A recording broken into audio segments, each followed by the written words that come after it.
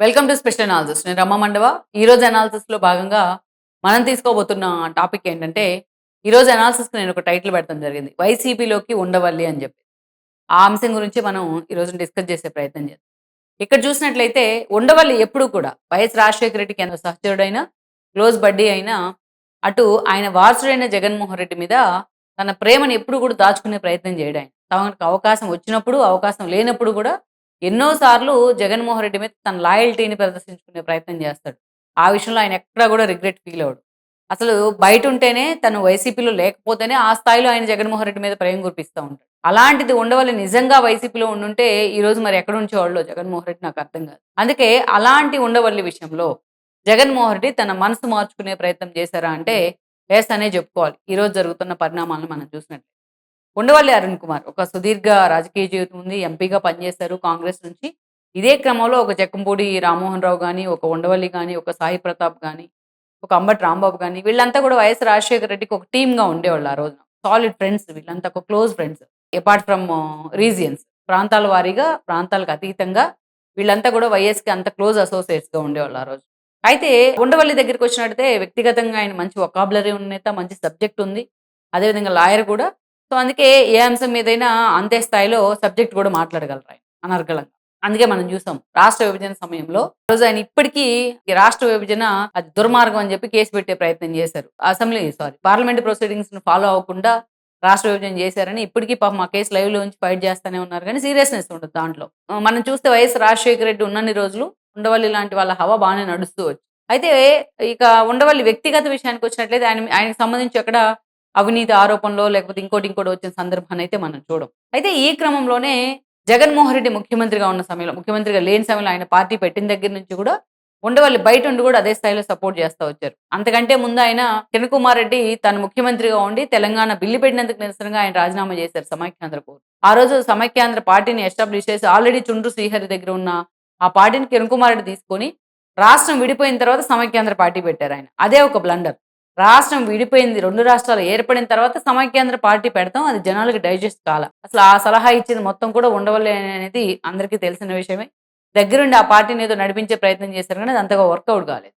ఆ తర్వాత కొన్ని రోజులు కామ్‌గున్నారు. ఇక జగన్మోహన్ రెడ్డి ప్రతిపక్షంలో ఉన్నప్పుడు టీడీపీ నిర్ణయాలని చాలా సార్లు వ్యతిరేకించారు ఈయన ఉండవల్లి. ఎప్పుడు కూడా మీడియా ముందుకొచ్చి ఏదో ఒక అంశం మీద మాట్లాడుతూనే అండర్ కరెంట్‌గా జగన్మోహన్ రెడ్డిని ఆకాశానికి ఎత్తేస్తానే ఉండేవాళ్ళాయన. జగన్మోహన్ రెడ్డికి పెట్టె మీద కేసుల దగ్గర నుంచి అనేక అంశాల్లో చంద్రబాబు నాయుడిని, టీడీపీని టార్గెట్ చేస్తానే ఉండేవాడు.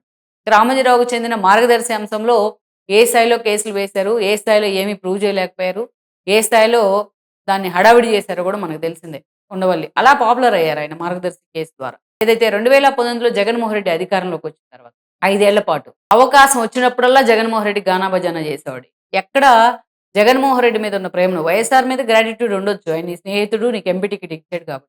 జగన్మోహన్ రెడ్డి చేసిన తప్పులను ఏ రోజు కూడా ఉండవల్లి ఎత్తి చూపలా. రాష్ట్రాన్ని ఆర్థికంగా అస్తవ్యస్తం చేసిన, అదేవిధంగా కేసీఆర్‌తో చేతులు కలిపి అనేక రకాలుగా అరాచకాలకు పాల్పడ్డా, లిక్కర్ స్కామ్ లాంటి వ్యవహారాల్లో ఆయన కీలకంగా వ్యవహరించిన, అదేవిధంగా చూస్తే ఆ అమరావతి లాంటివి అంశాలను తొక్కి పడేసిన 3 రాజధానుల పేరుతో ప్రపంచమంతా చెప్పింది అదొక తుగ్లక్ నిర్ణయం అని. కానీ ఉండవల్లి మాత్రం ఒప్పుకోలేదు.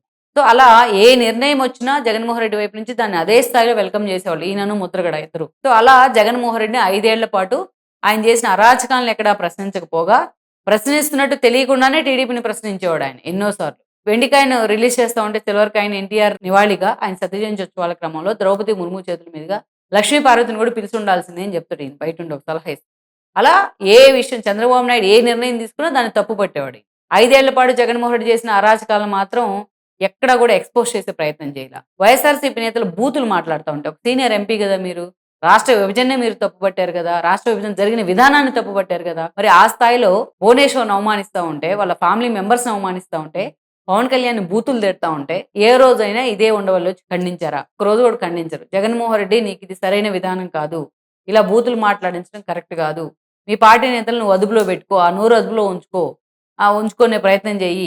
నువ్వు ముఖ్యమంత్రి స్థాయిలో ఉండి నువ్వు పవన్ కళ్యాణ్ పెళ్ళిళ్ళ గురించి మాట్లాడేదేంటి అని ఏ ఒక్క రోజన్నా ఒక పెద్ద మనిషి తరహాలో చెప్పాడా? ఉండవల్లి. చెప్పరు. జగన్మోహన్ రెడ్డి అనడంతోనే ఆయనకి ఎక్కడలేని ప్రేమ పుట్టుకొస్తా ఉంటుంది. వైఎస్ రాజశేఖర రెడ్డి కన్నా ఆయన కొడుకు మీద ఈయనే ఎక్కువ ప్రేమ చూపిస్తా ఉంటాడు. అలా జగన్మోహన్ రెడ్డి ప్యాంపర్ చేస్తూనే వచ్చారు. అది కూడా బయటుంటేనే. ఇంకా పార్టీలో ఉంటే ఇంకెన్ని చేసేవాళ్ళు. ఇక ఈ రోజు ప్రతిపక్షానికి పరిమితమైన తర్వాత ఎప్పుడు ప్రెస్ మీట్ పెట్టినా కూడా చంద్రబాబు నిర్ణయాలను ఆయన వ్యతిరేకిస్తా ఉన్నారు. సరే తిరుమల లడ్డు విషయంలో దేవుడిని లాక్కొస్తున్నారు మీరు అన్యాయంగా అంటూ కూడా మొన్న మాట్లాడారు అంబటి రాంబాబు అరెస్ట్ తర్వాత. అదే విషయం జగన్మోహన్ రెడ్డి కూడా చెప్పొచ్చు కదా! సింపుల్‌గా ఈ తప్పు చేశారు కాబట్టి క్షమాపణ చెప్పి పక్కకు తప్పుకోండి, సైలెంట్‌గా ఉండండి అని చెప్పి. జగన్మోహన్ రెడ్డికి చెప్పరు. చంద్రబాబు నాయుడికే చెప్తారు ఆయన సలహాలు. అంతేకాదు అంబటి రాంబాబుని తీసుకొచ్చి రాజమండ్రి సెంట్రల్ జైల్‌లో పెడతారా అంటారు. అంబటి రాంబాబుని రాజమండ్రి సెంట్రల్ జైల్‌లో పెట్టక ఇంకెక్కడ పెడతారు? చంద్రబాబు నాయుడుని కూడా పెట్టారు కదా! కేసీలో నుంచి ఒకటి కేస్ క్రియేట్ చేసి. సో, మొత్తానికైతే మాత్రం అలా ఏదో ఒక రూపంలో ఉండవల్లి వార్తల్లోనే ఉంటారు. తనకి ఏ చిన్న అవకాశం వచ్చినా జగన్మోహన్ రెడ్డి మాత్రం ఆకాశానికి ఎత్తేసే ప్రయత్నం. ఇటీవల చూసినట్లయితే ఆయన వేస్తున్న అడుగులన్నీ వైఎస్ఆర్‌సీపీ వైపే వెళ్తున్నాయి. గతంలో ఎప్పుడు జగన్మోహన్ రెడ్డి ప్యాంపర్ చేయలేదు వీళ్ళు. కానీ ఈ రోజు జగన్మోహన్ రెడ్డి చాలా సీరియస్‌గా ఏం ఆలోచన చేస్తున్నారంటే, తన తండ్రి సన్నిహితులైన వాళ్ళని మాక్సిమం ఆ పార్టీలోకి తీసుకునే ప్రయత్నం చేద్దామని ఆయన చర్చలు జరుపుతా ఉన్నారు. సాయి ప్రతాప్ దగ్గర నుంచి ఒక ఉండవల్లి దాకా. ఈ క్రమంలోనే ఈరోజు ఎందుకంటే గతంలో పార్టీలో సాయిరెడ్డి లాంటి వాళ్ళు పార్టీకి ఆర్థిక అండదండలు. వేమిరెడ్డి లాంటి వాళ్ళు. ఇక ధర్మాన ప్రసాద్ లాంటి వాళ్ళు, బొత్స లాంటి వాళ్ళు ఉంటే అటు అసెంబ్లీలో పూర్తిగా పర్ఫెక్ట్‌గా ఆ పార్టీని లైమ్‌లైట్‌లో ఉంచేవాళ్ళు. జగన్మోహన్ రెడ్డికి స్పీచ్‌లు రాసేవాళ్ళంటే జీవీడీ దగ్గర నుంచి అందరూ చూసుకునేవాళ్ళు. సో, ఇలాంటి నేతలంతా కూడా ఈరోజు జగన్మోహన్ రెడ్డి పక్కన లేరు. టీమ్ లేదు జగన్మోహన్ రెడ్డి. ఆ పార్టీని సరిగ్గా గాడిలో పెట్టి వైబిలిటీగా తీసుకెళ్లే నేత లేకపోవడం ఆ డొల్లతనం కనిపిస్తా ఉంది జగన్మోహన్ రెడ్డి మీడియా ముందుకొచ్చినప్పుడల్లా. అందుకే ఉండవల్లి లాంటి ఒక రాజకీయ మేధావి మన పక్కన ఉండాలి అని కూడా జగన్మోహన్ రెడ్డి భావిస్తా ఉన్నారు. అందుకే ఉండవల్లి అరుణ్ కుమార్ తన పార్టీలోకి తీసుకోవాలి. ఆయనకి పార్టీ తరపున ఏదో ఒక పదవి, సలహాదారు పదవో ఏదో ఒకటి కట్టపెట్టాలి అని చెప్పి జగన్మోహన్ రెడ్డి ఆలోచన చేస్తా ఉన్నారు. అందుకే సజ్జల ప్లేస్‌లో ఉండవల్లిని ఆయనే ప్రధాన సలహాదారుగా పెట్టుకోబోతున్నారనే ఒక చర్చ కూడా నడుస్తోంది. మరి ఈ ఆహ్వానానికి ఉండవల్లి ఎలా స్పందిస్తారు? ఎంతవరకు జగన్మోహన్ రెడ్డి పార్టీలోకి ఆయన వెళ్తారు అన్నది కూడా ఈ వీడియో మీకు నచ్చినట్లయితే please share, like and subscribe R24 Telugu.